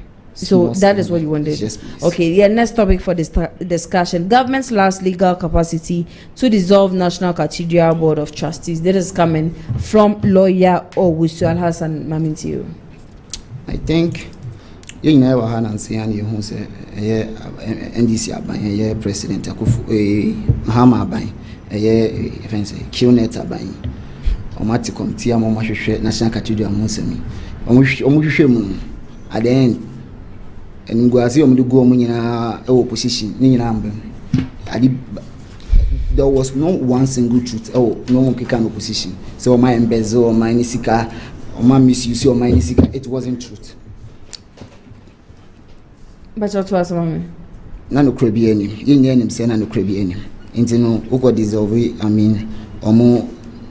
omo board na ediebe nti ge na ogina so dissolve ade obeso de yade foforo bia wo hwa board no omo no enfi and say omo ni in depth knowledge about ade na ba be na Okay. say wo ye bibia wo so hu say nkofo no mo no do they qualify it's like do they have the qualities and the knowledge, the in-depth knowledge of Adina Babe? If they do, you have to consider them. If they do not, you can, dissolve this. That one I'll be okay with it. But here lies the case. I won't fashion by say Bia Adia Babe, and I said National Cathedral Adia Babe. They do not have in-depth knowledge about Adina Babe. Say open so dissolve where you have the power, you can do it. But you can't change your mukakra. Oh, I be idea me ba be nkofo me dwen say nkofo me hia omo ngo me hia professionals and them do my ye adwuma and am matena board no so but on sorry keke say episode dissolve you because I don't see the essence of doing that because what pamo me nkofo for na go form aba and yin ebi anu akopeke some of the incompetent people or the abefra no my embezzle or my nisika yesra no BBC no you have to give it a thought. Thank you very much. But do you think the amount of money a National Cathedral will be a state at which a National Cathedral no it was this year an best na? Me as a political science student, one thing I mean President Akufo-Addo amemu. Me na anya dream ba ko National Cathedral. Okay. Me na anya dream ta. Because that was your personal ambition. Who promising yourself person here at Yamanyami. If you think you shouldn't use the state money. No. Because you no maybe on my room your name baby schools be schools be it's like any akono. Any kwase ni partner. Now just carrying the question National Cathedral. Maybe there to me National Cathedral issue. Man conduct even one research about because me ade ba kwa na me pesimet National Cathedral. No. You feel like say na enfam for so be enfam states na. Oh, never in Fasobeba, but that wasn't states in the demand is it was your personal ambition. What you wanted was like you promised God. Say nyame boa na obeye man penya. Say we na obeye hye nyame gen. One can change nyame say odi Ghana sika. Ene besi. Also we na obeye hye nyame ere enimonyam. Until if you think say it's like you have the financial resources. Do it by yourself, but you shouldn't under any circumstance no. To me, that's okay. Kelvin, Maminti was also submission on that. Okay, I thank you so much. My opponent can be very intriguing. Say, President. Okay, so from your caption or from what you read, lawyer Owusu says President Mahama lacks the legal capacity to. In any case, say police need a idea. That's some person who conduct a research. Would the police keep being a police officer or you interdict him? Interdict him. Good. So what is wrong if there's been some scandals that has been alleged against a certain group of people and president says that you should step aside whilst investigations are being conducted? I want to go through some of the things that have been leveled against the said people. The cathedral has costed the Ghanaian taxpayer $97 million That is 339 million Ghana cedis. And also they appropriated some funds. They paid 15.7 million Ghana cedis to Mr. Ejai and associates before contract was even signed. You understand? So after all of these discrepancies, and look at the state of the National Cathedral, it is now called the National Swimming Pool. And okay, so but there's from sources I learned the reason why work wasn't going on is xenophobia, so edukojina court until they had to stop. So if work. there's a case in court, where did the monies go to? Where did $97 million go to if the work has halted? Now say Obi say assassinate and then I stop it Dina. Would my money still keep going? Okay, end this case with Wyoming. Meet here. Okay, don't you think what went on between the NDC and Wyoming is the same thing that went on between Galamsey and NPP, National Cathedral? If NPP were a serious government, 8 years in government, if they had anything against Wyoming and they did nothing against Wyoming, then they should bow down their heads in shame. Because if you sat in opposition, told us Wyoming has done this, Wyoming has done that, and you got the power for 8 good years, came and prosecuted no one, let me tell you, NDC would prosecute people on this National Cathedral issue, and people will be jailed. Mark my words. If NPP couldn't jail Wyoming and still claim, so when was the last time I would say NPP Nibia can advise Wyoming? Because they know they found nothing against him. So Mr. Owusu has nothing to say that Mahama lacks legal background to dissolve this one. If it was a private entity, that's one fine. But as it stands, they are being paid by the taxpayers' money, and so the government has every single right over their activities, and he decides as to when he wants to halt it or when to continue. And Mahama has made it clear, said that cathedral project will be changed into a national cultural center project. And so if he thinks these senior clergymen are not fit for purpose, they do not fit to serve the next purpose of the project, and he wants to change them, there's nothing wrong with it. He has the power to do that. Mahama changing the name of the National Cathedral say what the year before near the Nina because the NDC my moye na sika say na ye woni ma bebre wo say ye disika ne ye na ye akwan ye na jesegana come the amount for near the na mo so mo ba mo so mo de be say the mo kan opposition ga mo so mbesa sanema na mo so mo kire se mo so mo basic kakakra na Ghana wono mo so mo de ba be share this National Cathedral na mu wi am asesa din na eni nyina na nye state na mo aboka. Look, can I say something? Look, what he's done. Look, we are coming to change what the project was meant for. When you look at the resources or the monies the National Cathedral was going to generate for us, you ube free baby to say Israel, ube free Israel say but National Cathedral of Ghana. Definitely not. He's coming to change it into something that is going to be more cultural based. And you know how these Western countries like to experience the Ghanaian just like culture. tourist sites. Tourists. So they would come in and it is going to generate money for us. Okay. It is going to be a self-paying. But the National Cathedral is also going to generate money. It is going to be a self-paying project. Yes, it is going to be a self-paying project. Rather than the National Cathedral where we would have to do maintenance, pay the workers and all of that, even though it is going to generate some amount or level of foreign exchange, it is not going to be as much as what Mahama wants to do now. Okay. And so there's more sanity in that. And moreover, Mahama never promised God he's going to build a cultural center. So okay. Now let's talk. He said something National Cathedral Pacho voice out for National Cathedral. It is never true because I think Mama a private auditor audit PPR and our day. I mean we have say Obia and Bezu skebia. As some work out already no man it's like mom make payment be the amount of be also year juma so mo year juma friend say we no near the assembly court some so court in any say year juma it's not already more make payment be the amount of be you no be no matter 12 room into no say we more let's say the record streets yeah my private Private entity, Bena. Yes, Oh, I'll give you the name. Give me the name.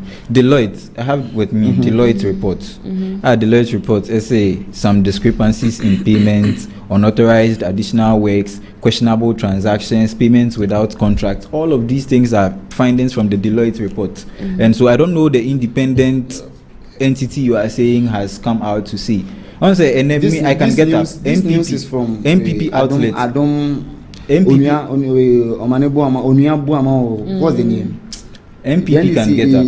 I don't think and bring out morning show. morning show. I have the video here. So you think that is where he got the name to, and yet? Yeah, according to no, but they can be misled. According to almost say mention the name of the particular independent entity you are talking about. I've mentioned Deloitte. Deloitte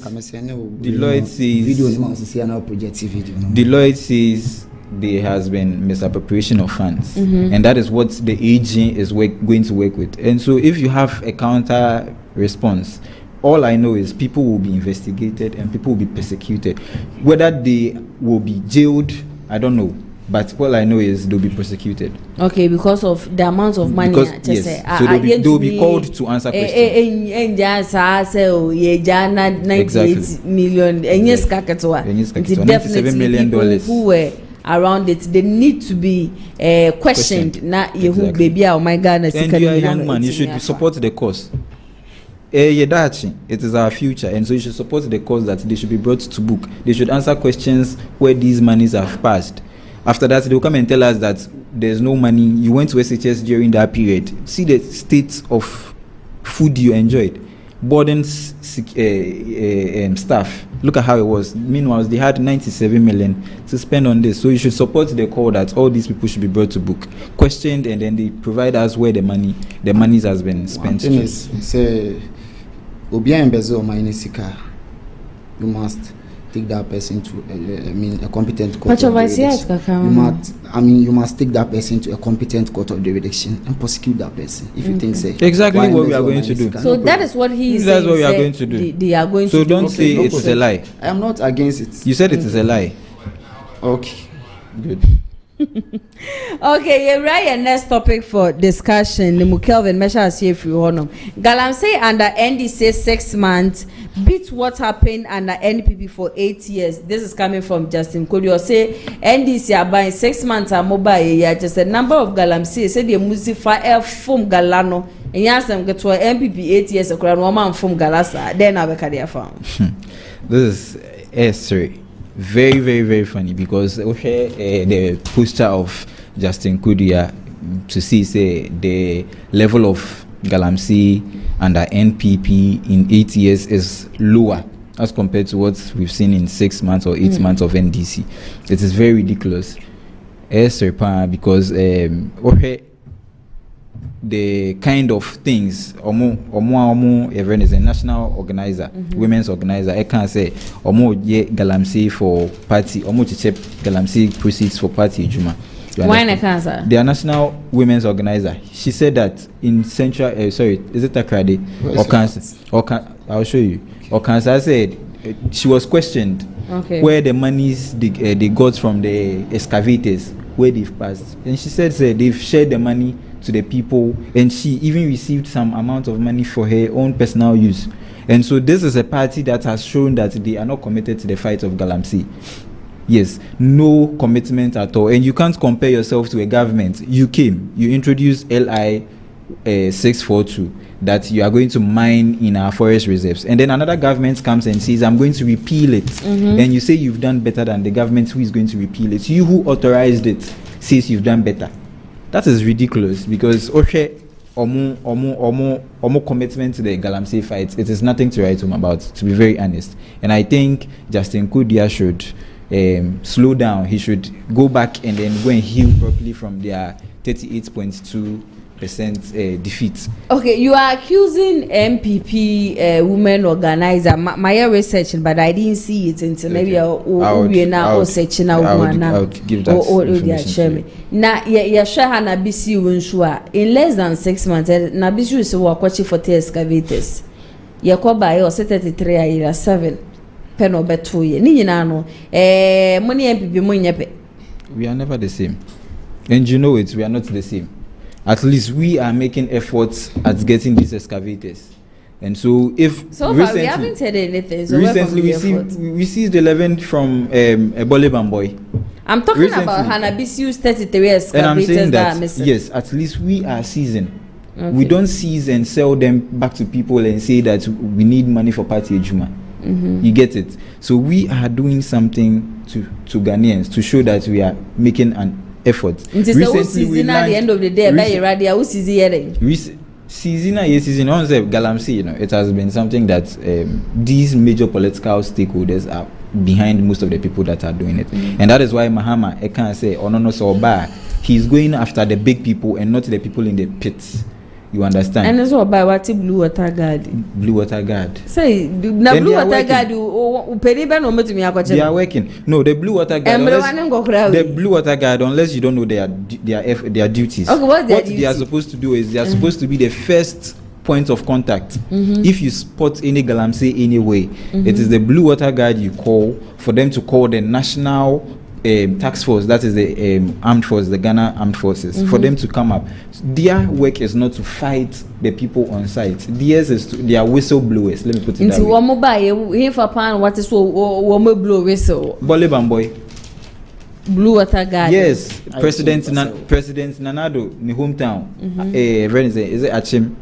They also blew whistle there, and the Ghana Armed Forces moved in, apprehended a few people, and we will take them on, including some Canadian nationals who we are going to prosecute. Should back with evidence. Maybe also take on that. I strongly believe the issue of Galamsey and illegal mining, we shouldn't politicize it, because Indian say a hard dream. But I think NDC4, they have the solution.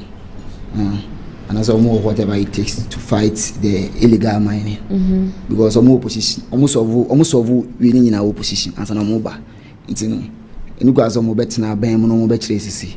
Make can in this opposition, because Omoba, Ama, can say Jai, illegal mining a Jai. One Omka said Nanado, a president, a former president, a Kufuado, and then paying for, and that's a Naman for a galamsey. And I say illegal mining. So you say President Kufuado is no more. Only president. He's a former president. Been paying for Obianye minister, Obianye cabinet minister. I don't know galamsey in Jai. I don't know illegal mining in Jai. Two. Omokachire say so mobile officer, President Muhammad Ankasa. I catch audio pass a chubenya video. Say on Oba, the easy way will be to stop illegal mining. Say on check galamsey for no more pitting. Okwa check the galamsey campaigns. What's what taking people? They are not ready to fight the galamsey. They are not. And to be no much say 2 years, Tirimuna Moody flow position by. It's like okay, why one video now circulating about Erastus there. Erastus Donko. There, Mamma Hoyduma. Erastus Donko say. President, Oko offense. What's the name of the place? Let me give you the place. Bole Bamboy. No, please. I'm coming. Ode to aso uhuana waka. Also Oko Asenayo Forest Reserve. Ewo eno atuma mponua constituency district. Hona galamsey NDC campaigns na nkasa hono moyo mo galamsey hono moyo mo illegal mining. Now I'm go to the American Wasam. Osaka is the easiest way to fight illegal mining and galamsey. Declare a state of emergency. A state of emergency. The easiest way. Or by 6 months getting to 7 months, once we declare a state of emergency. You are not ready to fight galamsey. Or mobile sabotage galawe nikeke. Nina no more ya fasi. Okwa takwansa yima. Odi search video. The video is out. Or a NDC guy, or the way or a mining concessions or in NDC for Argentina. Takwanswa him. And you are here telling them they are not here to maybe a cover Bawku almost say Omoba Bemwa. In just 1 week, almost stop galamsey. You have been in government for more than 6 months. You are here claiming some must stop Galamsey. We all know say the issue of Galamsey is a social canker. We shouldn't politicize it. Also, you know, coming together and here fighting. But I want no position, no what to a Buaba park and so. It's mobile jams and once a multiminkum. Galamsey, no, we shouldn't politicize it. A idea a hard dream. Okay. A didn't go for we say in school. Uko, if any say, me free semi comicroma, me fa, I mean, if any say. Dunkwa. Udu Dunkwa. Eye Dunkwa offing. Udu no de omoye nsu na rebel. Brew water ga no moye de. Omoye de. Eye we keke na establish na ye de omo ani sike tu omoka. Keke. Omonye hwe. Udu mamema 2 places. Wasa Kropon side.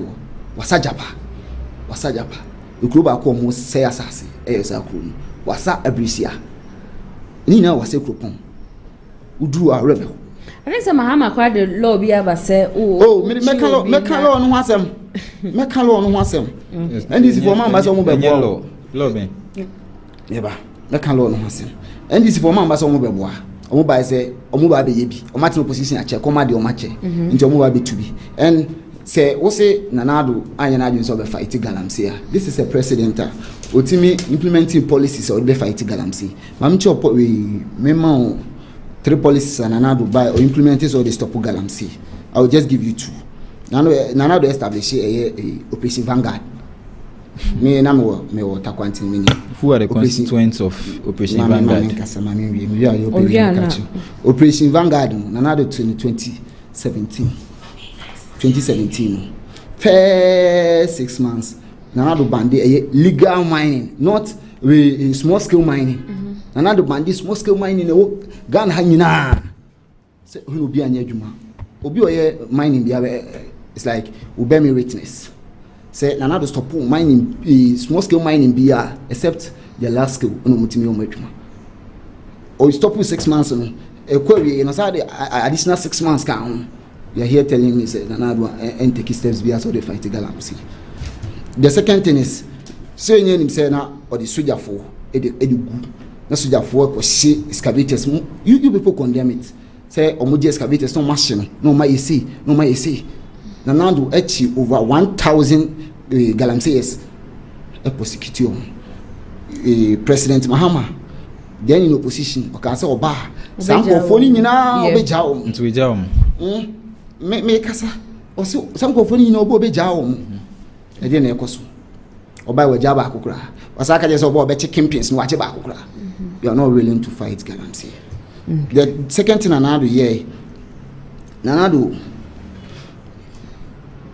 the second thing is I mean, or declare a nationwide ban on illegal mining, on small scale mining. Into president, I want to make this effort. Also, ambassador of fight Galamsey, but while buying or buy on the key. I mean, one effort. So, President Mahama will buy policies were put in place to fight Galamsey. One I said government lead a legislation instruments L1 2462 sir implementing so I said then or the president authority or one say or it's like obechesa hamutimi adwuma obeyini na afri President Mahama buy or the sano money na de buy but the ba ma menchiro ne nkofo mo ye Galamsey yinya wa hana amaro sako or the video buy ya circulate say NDC or one of the regional constituency chairman Kutu or ye Galamsey President Mahama to make happy no so madam claiming agent to say the omu claim say na na do ye no e bia no mo ye NDC. Okay, so to you the NDC has failed with this 6 months fight when it comes to fighting Galamsey. I want to chip in a few stuff about what he just mentioned. Or say Mahama enye to fight your friend is in Galamsey menace. But I want to point out to him, say he himself even mentioned the LI 2462, which is clear about what Mahama wants to do in the fight against Galamsey. Okay. Sir, President Yemi King, he is someone under your tenure, you introduced an LI which allowed people to be able to mine in our forest reserves. You understand? And you say President Fufraba with his MPs no say we are going to repeal that law or amend that law, and you think that you have done better. Recently, your National Vice Chairman Abanga Yakubu was invited over this Galamsey issue when his name was mentioned. Abanga Yakubu. Yes. By Yoku. Your national organizer, Dr. Yusuf Yamin, was invited. So this is a government you call is not serious to fight Galamsey. And your government if they are found guilty, would your government be able to prosecute them? We will. That's the question. President Mahama is someone who has shown the track record. Someone was obitina ne kemu, or then the driver aiding Komono catching the driver and said, "Oh no, so $1 million on your politics bio." Mahama heard the video and sacked her straight away. And you know about it. It is corruption. No, so Mahama has shown the fighting. track record that once you are found culpable, you are not bigger than the laws of Ghana. You are going back to where you are from. And so if these people have been invited and they will be investigated, they've been investigated. I think that they visited the Yoko office for the first time, and I think they will visit subsequently to face questioning. And so you can't say Mahama has not done anything. And I just opened a site, Graphic Online, where 99 excavators have been seized so far. As at May 14th, 2025, 99 excavators seized so far with 200. I have not diversified it, broken it down, but in total with 208 people arrested. And so you can't say this is a government or about. Do you know where this whole issue is coming from? Or the Galamsey? Oh, sir. This whole issue, no baby, a free ever and say, on say a brand number opposition, no, na mo kasa edefa Galamsey no Mokasa mani ne togana for sum say ene ye chese nene ye nya to obama ye na ye di nkunim na achekra 1 month chese Galamsey ni won sensam ne ade nyina beba na wie ye ati say nti se mo ba ye na niema edile ye hu se niema enkose de mo kan no eno na mimi hu ne se akwa chese yakwa akofofa sa niema we nyina no e de abantiri se wo se mo aban egusu chese mo kokoden se de be ya nsuo ne I just say ni ade nyina mo be put a stop to it no. I think ye be ma mo benefit of the doubt. Ye ma mo up to ending of this year, but ye run next year mo na said ye mo ye gaga party me mfo to aba ma mo na say Galamsey ni ye hu hwe pa de media ni ye nka ya no ntum efemfa ho because one na o kan ye wo se ukonu mi insure ni nim se wo ye MPP ni nim se wo ye ndis wo nim se wo ye Ghana ni na wo no mo no. In the, at the end of the day, no be yare na akoda kolebua ana akoda 37 na ye mbisa wo se wo ye MPP ni ana se wo ye NDC ni why ya de e na wo ba and na ye shake ni failures ni ade a chese e koso ni nyina no e ye illegal mining ya e koso nti se wa ban so wo mu be put stop to it there that you people are really failing Ghanaians into this time ni there mon sha mo sapo mun jo na mumia mwani Mamenfa asemba kon by December 2024, a friend is saying Ghana Water Company, the Omo research be by out say if care is not taken, Ebedu Time would start importing water, and that was because treatment of water has become expensive. As at that time, the turbidity levels of your water was 14,000 NTU, and so if he sits here to tell me, say, we are not doing anything about the fight against Galamsey, how come this 14,000 NTU has now reduced to about 8,000 NTU? Is it by magic? Come again. 14,000 NTU. That is a clarity. No, the expectations, no, it is not. No. You have no. You have no. What promising Ghana for? It's no need the activities of Galamsey. But tell me, I think my time is almost up into. We didn't give a timeline. That we are going to give 1 month. Don't you have the video? Who gave the timeline? Even your man penny kura kasai Sam George Sami Jenfi wa kasai for your press conference. But they didn't give a timeline. Don't confuse yourself. The thing is said they now one more can sanka.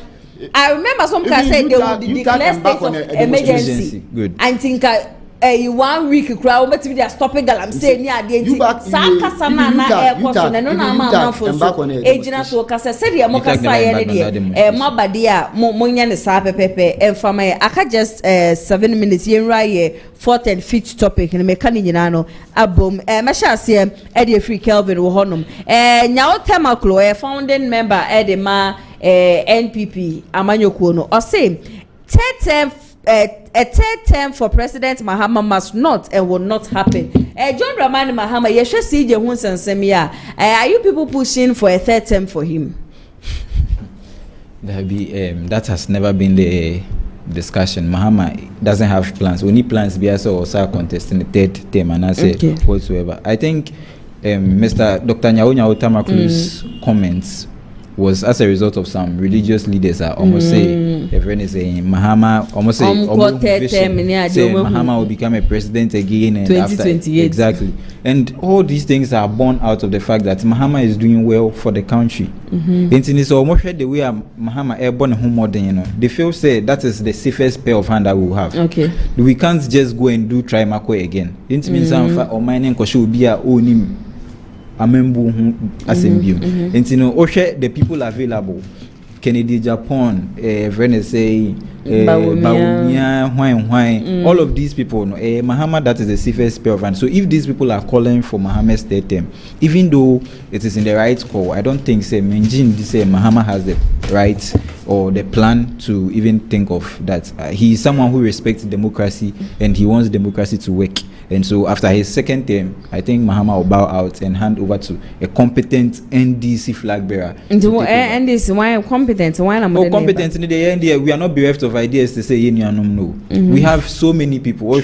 From Julius Debra to your friend is saying Haruna Idrisu. Transformations are all say the obo Julius Debra didn't first see the nice. Julius Debra, Haruna Idrisu, if you're almost saying Sam George, Sammy Okuja Tabla Kwa nature Umreswana Yedwaba and to say we more there's so 50 precope echusia Mujaba. We don't rush. We give you the time to grow and then at the right time we push you for the national agenda. Into why am I the neighbor? For now, let's not talk about that. Let us focus on ruling Ghana, resetting Ghana, and making Ghana great again. Okay, as Maminti also will take on that. Okay, he says something. He says, MPP, we are what? Bereft of ideas. Of ideas. Yes. Can you mention three major programs? It's like a developer of mind, I free NDC. 3 programs. A developer of mind. I should mention national health insurance. It is from MP. You are not ready for that conversation. Okay, ma'am. What can I say? It's like I need to set this record straight. Set the record. It is from MPP. Free SHS, which you are a product of, and a proud product. It is from MPP. I'm not a product of free SHS.